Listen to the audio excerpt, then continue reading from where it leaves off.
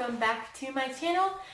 Today I wanted to talk about my why for doing the cash envelopes and Dave Ramsey's plan to pay off debt in general. So I am going to film the cash envelope stuffing and post that video up on Monday. This is Saturday. I'm not sure when this video is going up. It might be before, it might be after the cash envelope stuffing. But either way, I kind of wanted to sit down and talk about why I use cash, why I'm doing this plan, because technically you can budget obviously using Dave Ramsey's Every Dollar app. It is free in the App Store, by the way. I do use that every month.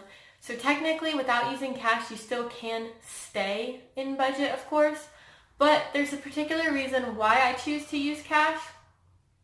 And you will notice when I stuff my envelopes that it's things like vehicle maintenance fund, another one like Josie's birthday fund, home repair fund, things like that, as well as groceries, my spending money, Josie's spending money, things like that.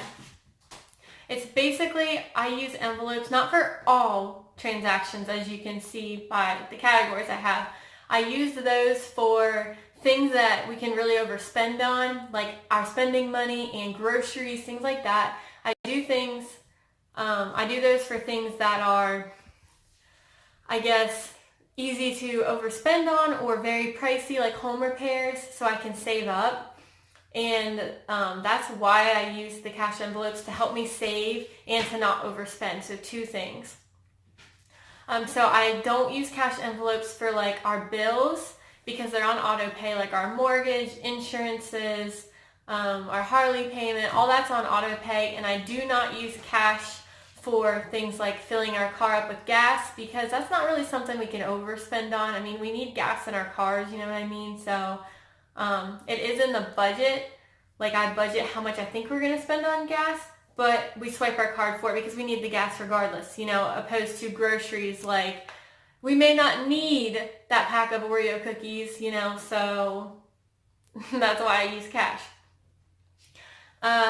Another example is getting our hair cut, it's a flat rate. It doesn't matter when you go to the salon. It's not sometimes it's $10, sometimes it's $30. You know how much your haircut costs. So that's just, we use the debit card for that. Same thing, guys, for getting my nails done. I know that it's expensive and I don't necessarily need to get my nails done, but it's one of those things that is in the budget, and I'm just going to be honest, I don't want to cut it out. I know all of you probably have those things in your budget that you don't need, but you also don't want to give up. And if you can budget and pay off debt, save money, and not have to cut out some of the things you love, then I say why not do it. Some of Dave Ramsey's stuff is just intense. All of your extra cash gets to debt, no spending money, no going out to eat, and that's great if you can do it and if you want to do it. But me and Alex are really serious about it, but we're not so serious that we don't buy things, we don't have fun, we don't splurge on some things. If it's in the budget, if we can afford it and pay off our debt, then, why not? I mean, we don't need those things. I don't need to get my nails done. I don't need spending money every month necessarily, neither does Alex. We can go without for a while, but it's one of those things where to keep us on track and to keep us motivated and keep us sane, we do budget a small amount for those things just so we don't get burnt out, I guess. You know what I mean? If you can never spend money, never get your nails done, never buy anything extra that you need, I feel like you're going to just get tired of it and it's harder to stick with, you know what I mean? So just find a way to be able to budget your things that you want, and if you absolutely do have to cut them, it's only temporary, cut them for now and you can add them back in later once you pay off some debt. So I want to get into why for the cash envelopes, because like I said, I don't know if this video is going up before or after I stuff them, but when it does go up, or if it already has gone up, you will see that it's a lot of work, guys.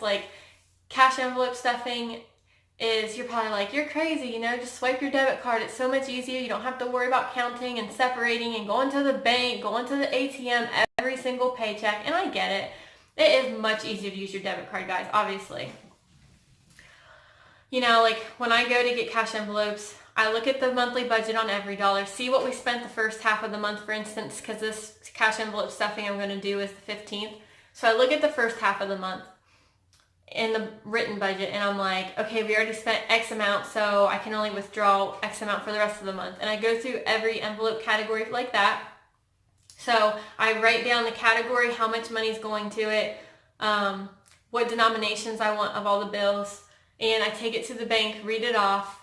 They give me the cash. I come home and count it all out for each category, put all each category in my envelopes. So yeah, it's time consuming. It takes some time, and it's way easier to swipe your card. So I want to talk about why we don't swipe our card for everything, you know?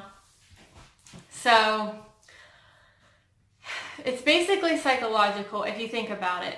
So imagine that you're going to the store and you're buying this shirt, and the cashier's like, okay, this shirt is $40. Okay, you give the cashier your debit card, she swipes it, hands you back your debit card, and gives you the shirt. So psychologically, you don't see the money leaving, you psychologically get to keep your card and keep the shirt. Your brain doesn't register that as you losing something, if that makes sense. So say the same situation, but you're paying cash. So the cashier's like, that shirt's $40. You open your wallet, see how much cash you have in your spending money envelope, and it's like, man, that doesn't really look like a lot. And then say you have tens, you count out 1 10, 2 tens, 3 tens, 4 tens, and hand it to the cashier. You don't get that money back, you know?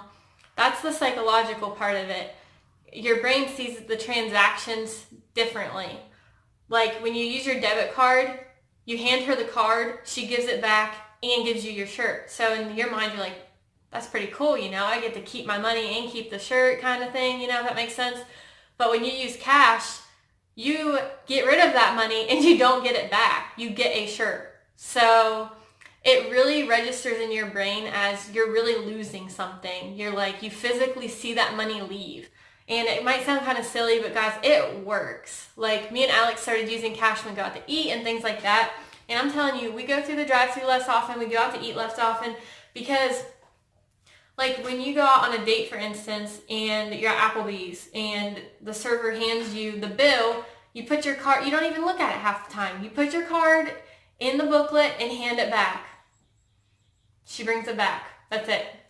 When you use cash, say the bill's $50, you have to open your wallet and physically count out all the cash, and you see how much that is. And then you give it to her and she doesn't give you it back, you know? Like you physically see yourself losing money. Whereas your debit card, you just swipe it and you don't even pay attention, you know? So it's more of a psychological thing than anything. But guys, it works. Trust me, it works. Our budget has not gone better than when we use cash envelopes. Okay, so you can see that it is more worth it to me to use cash, even though it is more of a pain in the butt. So, more importantly now, I wanted to talk about our big why.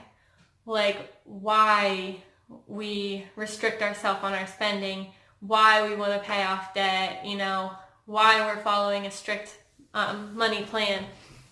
Basically, if you think about it, look at your budget if you've already made it, or bank statements, whatever you got to work with. I want you guys to do this. Sit down with a piece of paper, look at your bank statements, look at your budget, and look at your payments category, like credit card payments, furniture payments, car payments, anything like debt that you are trying to pay off. Sit there and add up all the totals of your monthly spending for debt. Look at that number. Guys, that number is what you get to keep every single month once you pay it off. Like, you get to keep that money. And a big thing for us was that, you know, we work hard for our money. Yes, I don't technically have a job, but I have small jobs that I do, which I'll make a video on too. I have a few side gigs where like I sell things, or I'll show you guys like things that I do to make money. And like me and Alex work hard to make that extra cash, you know, like we decided we work hard for our money, too hard to give it away. You know what I mean? Like, think about it. You go to work, you work really hard for your money. How does it feel for you to work that hard for your money and the bank takes it before you ever see it? You know, that's what debt is. Like, you make this money and it's gone before you even get to enjoy it. Like, we're just like, no, screw that. You know, we want to enjoy our money. We're tired of giving it away. Like, I want to, like, you know, we want to pocket our money. We don't want to give our money to the bank. Like, no, we just don't, we're not into that. So that was our big reason for getting out of debt. And also, you know, once we get out of debt and have no monthly payments, we can start a college fund for Josie and our other kids in the future. We can invest. We can start, you know, putting more money into retirement. We can have extra money to do family vacations, all that kind of stuff, guys. That's my big why. My big why is to change, like, how we see money. You know, we don't want to give our money away. We don't want Josie to grow up seeing, you know, us taking out loan after loan after loan, being in debt up to our eyeballs and can't even pay our bills. You know what I mean? We don't want that, and we want her to learn from us and not take out huge loans that she can't afford someday, and not, you know, because I feel like sometimes a bank will give you money even if, like, you know, you can't afford it necessarily, you know what I mean? Like, the bank will give you a loan for a new car, and then, like, you see the car payment come out, and you're like, damn, like, that's expensive, you know? Like, I don't know if I can afford that. You guys know what I mean? Like, that's what we want to stop that kind of stuff, you know? So that's really our big why. And also think about it.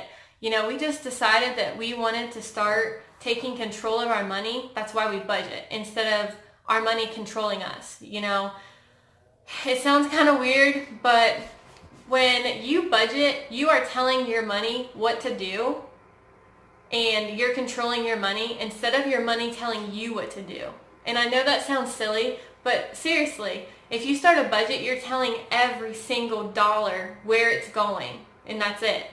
If you don't budget, your money owns you and tells you what's going on. Like, say for instance, like, you're budgeting for the grocery store. You budget $300 a month for groceries. You're telling that $300 where it's going. You're like, hey, $300, you're going to groceries and nothing else. Once my groceries are bought, you're done. You're done.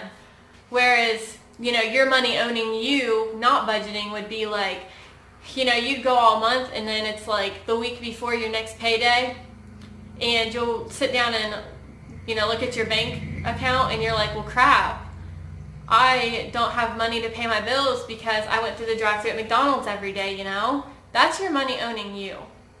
And we were just like, we don't want to live like that, you know? We want to take control of our finances.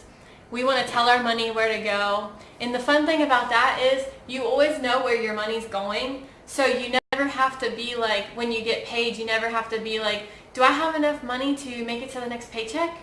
Am I going to be paycheck to paycheck? That's the thing. When you budget, you know what you can afford. You know where your money's going.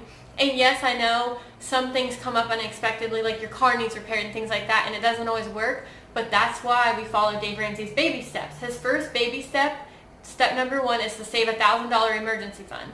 So if anything breaks, anything happens, and it's about to derail your financial plans, you have a cushion. And also that's why I use cash envelopes. Because say, you know, my car breaks down, good thing I have the vehicle maintenance cash envelope, or where would that money come from? You know what I mean? So, alright, well, that's me ranting again for almost 11 minutes. So I'm going to go.